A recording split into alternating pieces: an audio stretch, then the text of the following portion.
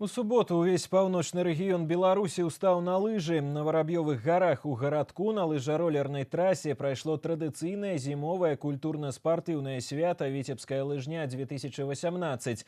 Сотні жыхароў вобласці выйшлі на старт гонак, прынялі ўдзел у гульнях і конкурсах, частаваліся разнастайнымі прысмакамі, спявалі і танчылі пад акампанемент беларускіх музыкаў. Самыя яскравыя моманты свята ў рэпартажы Сергея Мисурагіна.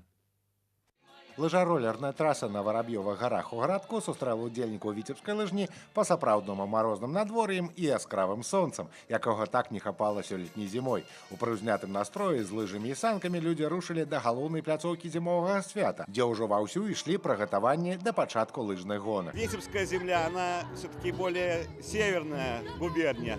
И здесь зимние виды спорта должны больше развиваться, чем Брест, Гомель. Сегодня собрались районы, администрации, город поучаствовать не столько, может быть, в победе, сколько в спортивном и хорошем празднике. Прекрасная погода, немножко морозно, но солнце и прекрасно. Не менш прыемных сюрпрызаў падрыхтавалі арганізатары падчас урачыстага адкрыцця свята.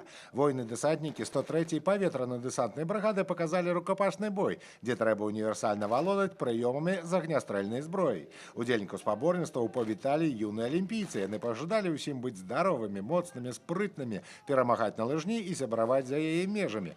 Таксама добры настрой стваралі снежныя казачныя персанажы і шматлікія падвор'і, дзе пачастункі і прысмакі разыходзіліся на ўра пад гукі гармонікаў и забияцкие частушки. Драники, городовские, белорусские, вкусные. Ой-ой-ой.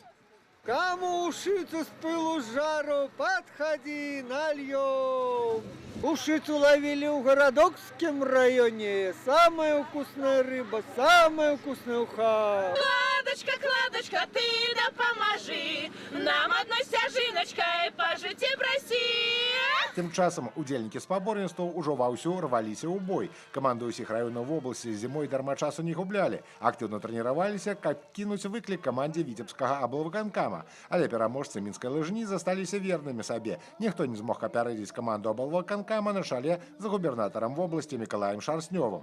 Мое личное твердое убеждение: победителю в спорте, в целом спорт, это значит сильный характер формируем у спортсмена, который завтра, послезавтра будет руководителем предприятия, будет сильным специалистом.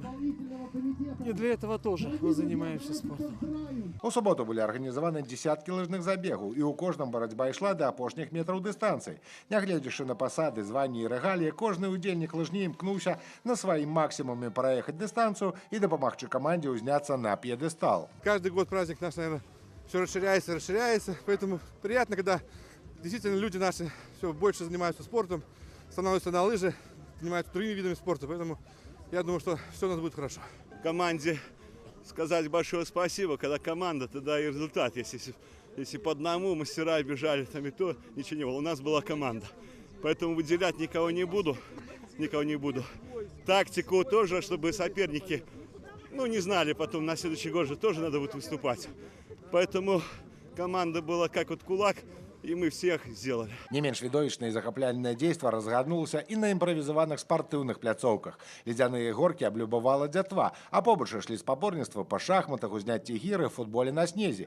Не абышлося і без любімай забавы перацягвання каната, вясёлых частушак і выступленняў юных віцебскіх дараванняў. Адным словам, прайграўшых на гэтым зімовым спартыўным свяце не было. Кожны знайшоў справу па душы, а дадому забраў не толькі зарад бадзёрасці і выдатны настрой, а і здабытыя ў чэснай барацьбе прызы і падарункі. Сергей Мисурагін, Леонид Табола. Навіны. Гарадок.